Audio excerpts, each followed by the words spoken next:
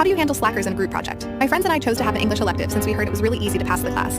It required only 3 major presentations to pass instead of exams. Since we were given the option to choose our group mates, my friends and I decided to stick together. The first presentation was easy because it required a simple PowerPoint presentation. My friends promised to help out when they could, but they kept coming up with excuses to avoid doing their share of the work, like being busy with their majors and clubs and sororities. I ended up covering the research and creating the slides. They did show up for the presentation and winged it, but I warned them that the next 2 projects were a lot heavier and I wouldn't be able to do it by myself. They apologized half-heartedly and agreed to cover more of the work this time. However, after I completed my part of the presentation, I noticed they barely started on it. I felt really angry, but I found it hard to confront them since they were my friends. Finally, the last project was assigned, and rather than a PowerPoint, it required a video and an individual printed essay.